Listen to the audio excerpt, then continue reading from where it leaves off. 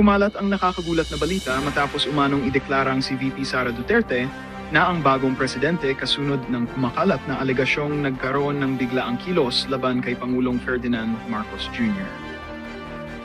Ayon sa mga ulat, nag-ugat ang lahat sa tensyon at umano'y pagtangka ng ilang grupo na pahinain ang posisyon ni VP Sara na kalaunan ay nauwi sa mas malaking usapin sa loob ng pamahalaan.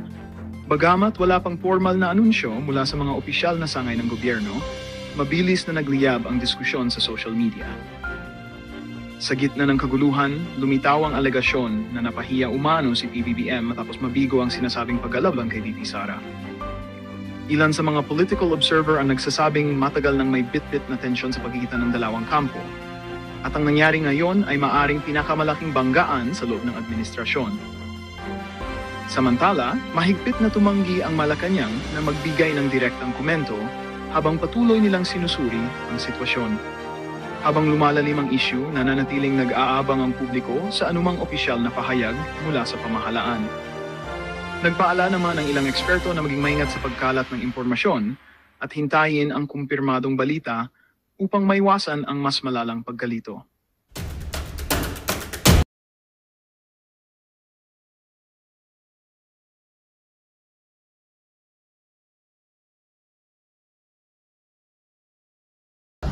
Lahat na lang ng kapalpakan nyo, pinapasa nyo sa taong bayan eh.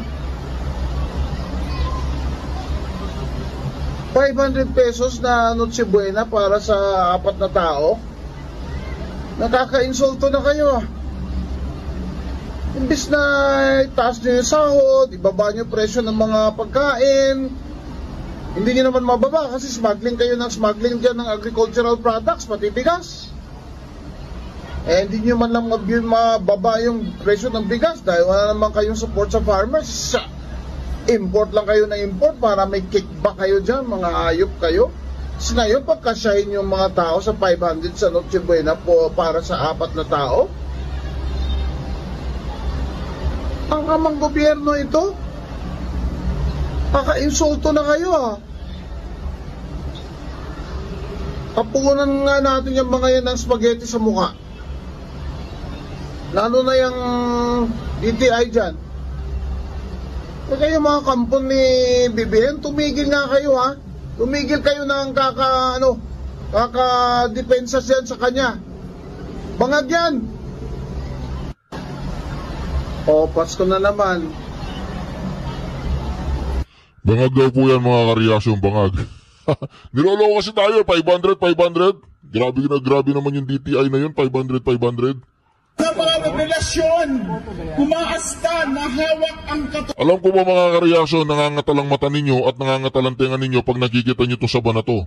Pero kailangan po natin pakinggan ang kanyang sasabihin para at least malaman natin kung ano sinabi niya. Ito po, kung hindi po ninyo matiis, tiisin ninyo. Totohanan, pero nagtatago naman sa pananagutan, hindi umuwi dito, at worse, inaabsuelto ang sarili, tapos ini-expect niya, maniniwala tayo sa lahat na sinasabi niya. Style bulok yan, hindi papasa ang mga satsat na hindi kayang panghawakan. Ang katotohanan, pinaninindigan sa tamang lugar, hindi pang content lamang, hindi video lang. Si Saldico mga kareaksyon, ayaw ni Leila de Lima, gusto umuwi ni Saldico. Gusto yata ni Leila de Lima magkaroon ng Saldico International Airport. Alam mo Leila de Lima, hindi naman importante kung ikaw ay maniniwala o hindi. Baka pagdating ng araw, Leila de Lima, ay makukulong ka ulit. Baka pagdating ng araw.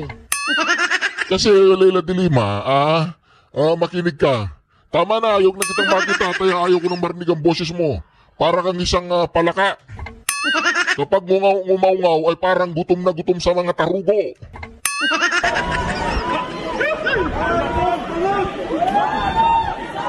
Ito po yung mga pro-Duterte rally, naharang sa CM Recto Avenue sa may, naharang daw.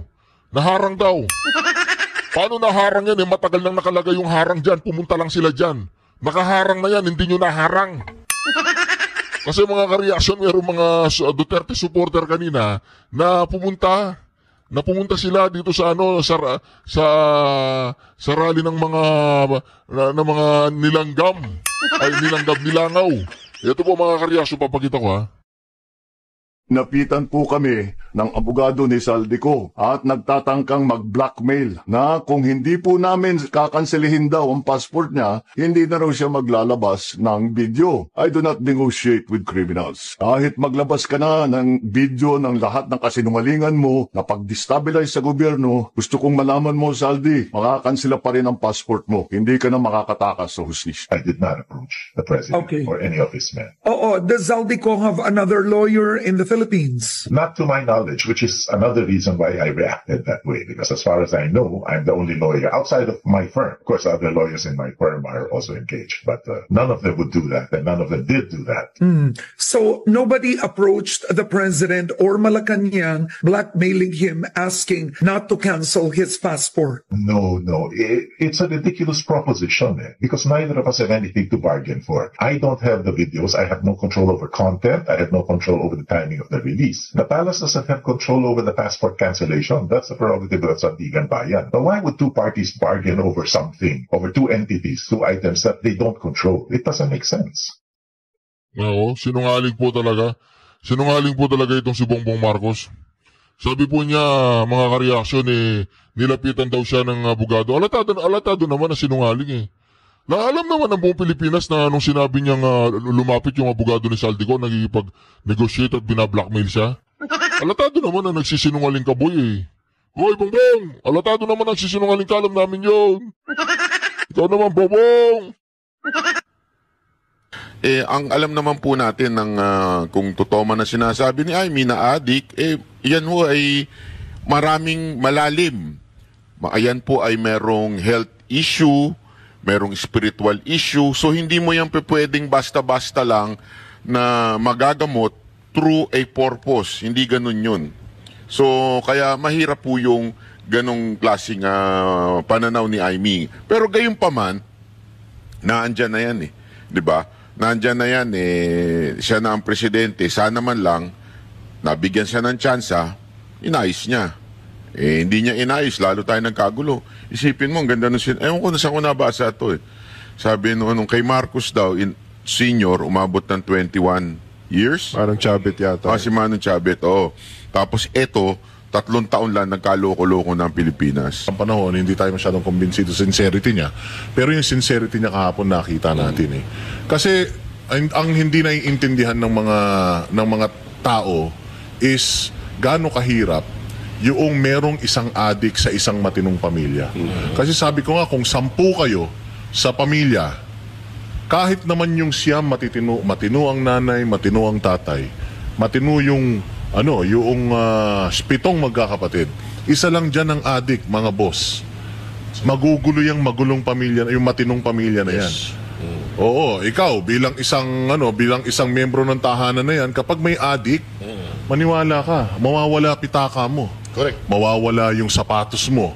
Mawawala yung pera. Ultimong barya na nga lang na ipinatong mo sa lamesa, mawawala yan. Basta merong isa sa isang household na merong bisyo. So, ibig mo sabihin, pag addict, magnanakaw. Ano na yun kasi magkasunod. Di ba kapag meron kang addiction, sakit kasi yan Pag may addiction ka, pag may addiction ka, gagawin mo lahat para mabili mo yung addiction na yon. It doesn't matter kung sa anong paraan mo kukunin yung pera. Kaya nauubos yung mga gamit no? Yun nga lang, adik sa kanin Grabe.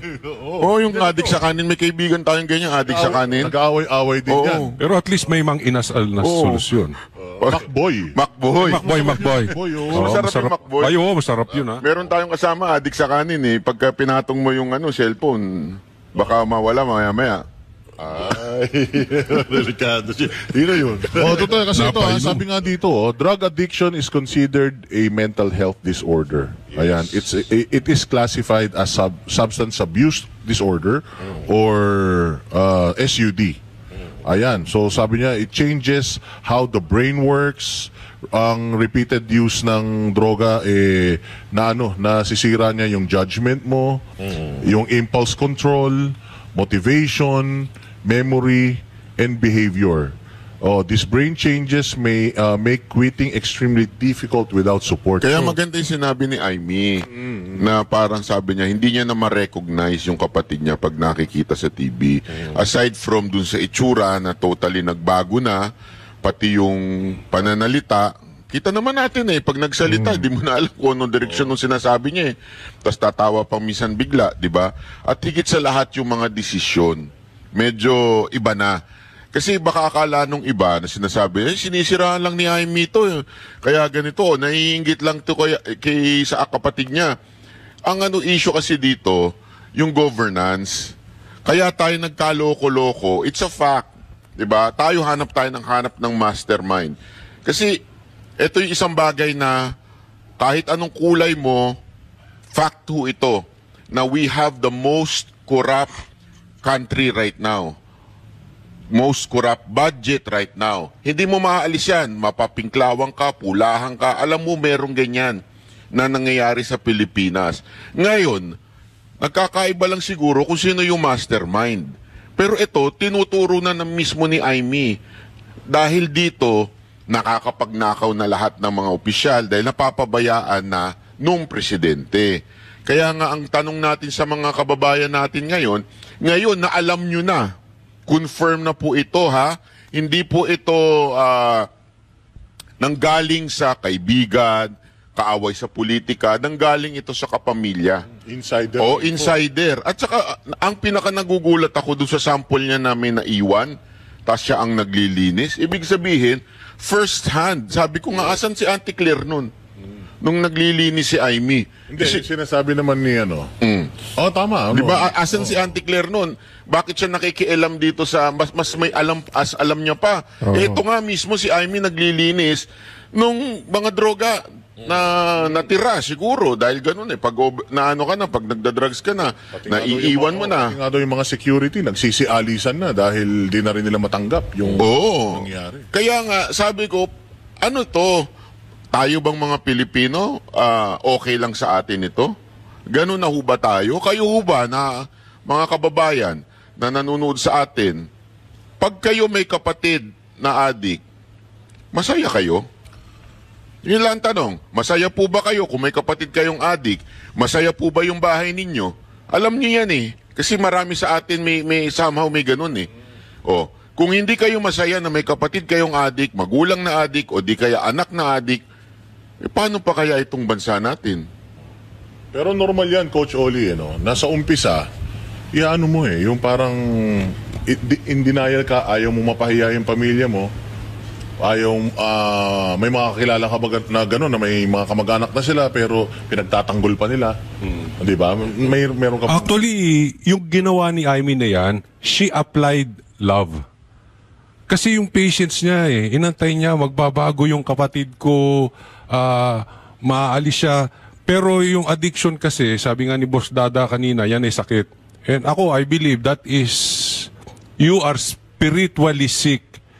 You are under the influence of evil. Kaya ito, hindi ito basta lang gamot malalim ang problema. And then, kaya naiintindihan natin yung kay Aimee, hindi pa nga siya basta-basta. Tapos kine-question siya, kaya nga binabanatan natin si Aimee dahil hindi nagsasalita Tiniis pa nga ni Aimee yun. Na siguro, trusting, knowing na magbabago. Yung sinasabi, baka naiinggit si Aimee. I don't think so. Kasi, kung may inggit kay Aimee, hindi niya itutulak yung kapatid niya. Kakausapin niya si BP Sara para maging kapartner ng kapatid niya. Siya ang tumulong. Ito, si Aimee ang tumulong kay Bongbong na maging presidente.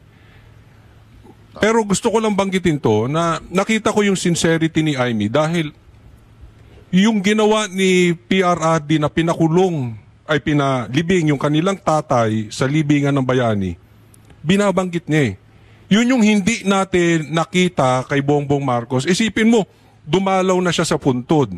Hindi niya inalala, ikaw nagpa-kidnap, di umano, doon sa tatay niya, doon sa Hague. Ito si Aimee, nakikita mo talagang concern siya na pati kay PRRD, tinatanaw niya. Kaya sa tingin ko, malayo mararating din ito. Again, hindi natin sa sinusuportahan. Patas lang po tayo. Diba? Alam naman yan, kahit sa vlog ko, binabanata natin si Amy, ba't patas tayo? Sana po, let's move forward. Dahil hindi po pwede na meron tayong presidenteng adik. Ngayon, kung sa tingin ninyo, talagang mali si Amy, then let's do the hair follicle test. Let's prove it. Yan. Diba? Sa tamang paraan.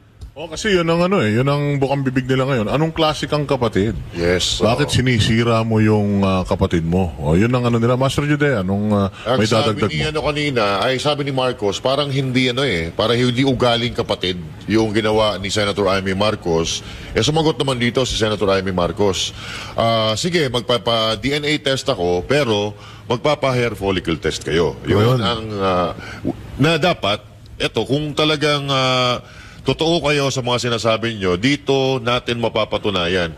Actually, patagal na natin sinasabi ito Pag nagpa-hair follicle test sila, then negative ang lumabas, sampal ito sa mga tao na nagsasabi na bangag si Pangulong Bongbong Marcos. So, ibig sabihin, sila makikinabang dito, partner, pag naging negative ang resulta. So, pag hindi nangyari yung hair follicle test, mas lalong yung haka-haka ng taong bayan lalong lalalim. Lalong mag-iisip ang taong bayan na, totoo nga itong sinasabi ni Senator Amy Marcos kasi hindi kumasa doon sa kanyang hamon, which is hamon na yan ng mamamayang Pilipino since the time na sila ay naupo, di ba? Matagal nang gusto lang mga Pilipino, hindi man lahat, pero karamihan, na magpa-hair follicle test si Pangulong Bongbong Marcos. At ngayon, hindi lang si Pangulong Bongbong Marcos na ang hinahamon, buong pamilya na, nadamay na yung mga anak, pati asawa, partner. Mabigat na mabigat yun. Ikaw naman, Jay, ano naman ang masasabi mo doon sa yung pinagdadaanan ni Amy? Kasi tagal niyang tiniis Mantakin mo, parang sinasabi niya, hindi ko pa siya responsibilidad noon. Kasi buhay pa ang mga magulang ko, pero alam ko na yun na talaga ang yun na talaga ang problema niyan. Pero ngayon, nagpunta tayo sa ibang bansa, ako ang tumayong mga magulang para sa ating magkakapatid, at ngayon parang tinitake niya na as responsibility yung paglalabas ng katotohanan. Sa tingin mo, bakit ngayon lang? Ang lang din kasi diyan kay Senator Amy, katulad niyan yung sinasabi na siya ngayon naninira. Sa totoo lang, sobrang bigat sa pakiramdam nun na, alam mo yun, na noon pa man, dala-dala na ni Senator Amy yung bigat ng nararamdaman niya na lalo pa may mga kilalang personalidad din na nakakasama si Marcos pagdating sa pag-addict. So yung mga tao na yun, maaaring nasasabi rin nila sa iba yung kanilang mga ginagawa. So noon pa man, talagang sinisira na ni Marcos Jr. yung pangalan nila at talagang yung kahihiyan naman sinasalo ng buong pamilya, lalo na to si Senator Amy. Doon naman ako sa sa mga malinaw na sa atin ngayon, 'di ba, palagi tayo nagtatanong nung panahon ni Pangulong Duterte, ang daming nahuling mga drug lord, mga pusher, hanggang sa mga user din, at hindi basta-basta yung mga nauhuli nun. Ngayon, napakaliwanag na at nagkaroon na tayo ng mga sagot sa isipan natin na una-una yung mayor ngayon na pinakakawalan din, na umaming siya ay drug lord, pinakawalan din nung nakaupo na si Marcos, ganoon din si De Lima. At ngayon, yung mga katanungan natin na bakit walang nahuhuling mga drug lord, na kahit na bilyong-bilyong halaga ang daladalang droga, wala man lang yung iisang driver lamang. So talagang sobra tayo nagtaka na bakit ganun. At may mga nakikita pa tayo na mga droga na lumulutang sa dagat, na kung sino gumagawa nun. So talaga nagkaroon ng kasagutan sa isip natin na kaya pala walang nahuhuling mga drug lord, kaya pala walang nahuhuling mga bigating mga tao na dikit doon sa droga na yon, kasi nagdodroga din, maaaring sangkot or yun nga na nagdodroga din ng mismong presidente.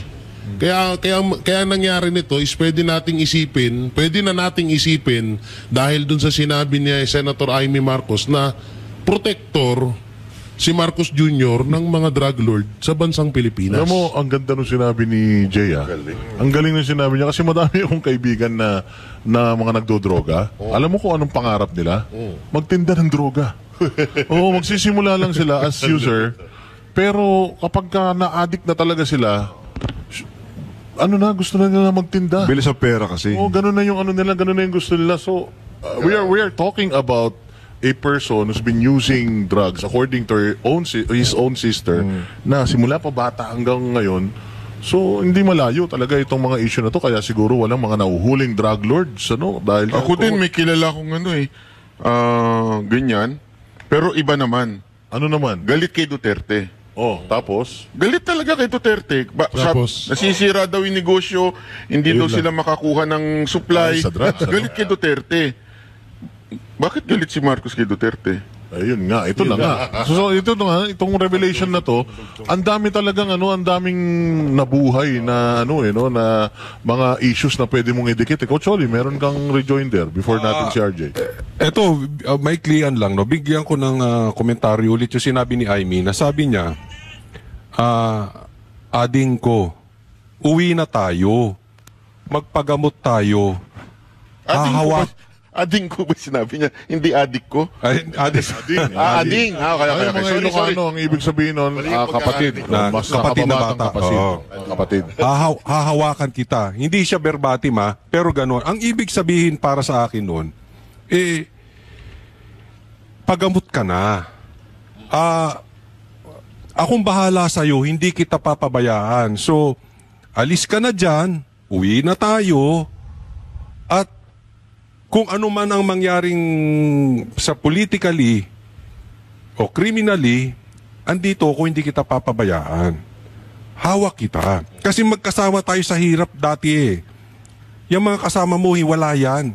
Ngayon lang yan. So, ang dating sa akin nito, ang binitawan nga ni Amy kahapon is more on drugs lang Naalala ko yung interview namin kahapon kay Senator Coseting. Na tinanong ko, yung mga senator ba, posible bang alam nila yung nakawan? Alam daw. So, ang binitawan ni Amy kahapon is family lang. But,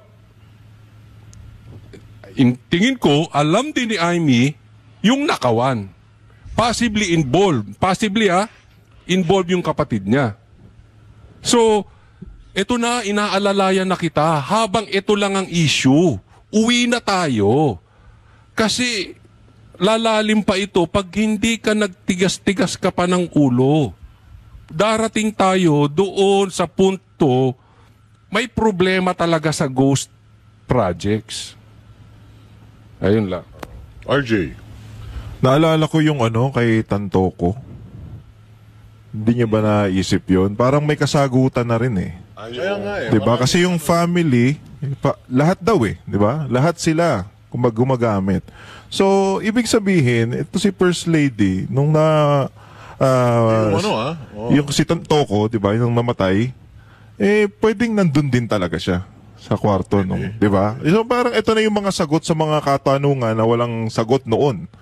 At kitang-kita talaga natin kasi ang style ng addict basis dun sa mga nakakasama natin, kakilala natin, yung mga yan, walang pakialam yan basta makascore sila.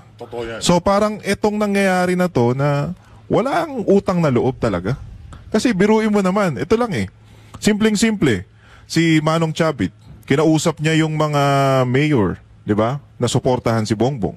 Ganon din, sinabi din ni Senator Amy, kinausap ko si Sara na kaibigan ko para suportahan ka.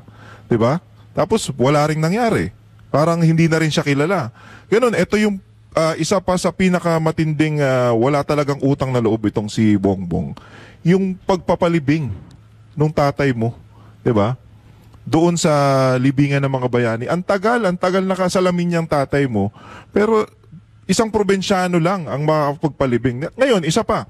Ito ang isa pa sa pinakamalaking walang utang na loob kay Pastor Kibuloy at sa SMNI, di ba? ang laki ng ambag ng SMNI at ni Pastor Kibuloy sa pagkapanalo mo. Pero anong ginawa mo? Anong ginawa nyo sa SMNI? Di ba? Ginigipit.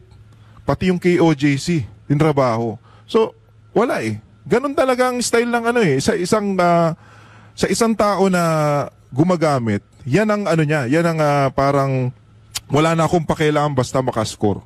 Wala na akong pakialam sa inyo, basta ako, okay ako. Kaya nga sinasabi nila na ang drug addiction, ang sobrang paggamit is an illness. Yun. Oo, kasi talagang para ka ng hayop pagka under influence ka ng drugs. Kung makikita ninyo, nang-re-rape na yan ng lola, ng kapatid, ng nanay, binububugan nanay kapag hindi nakakahingi ng Blackout Ganyang kalaki ang problema kapag pagka-addict ka. Nagpapalitan pa ng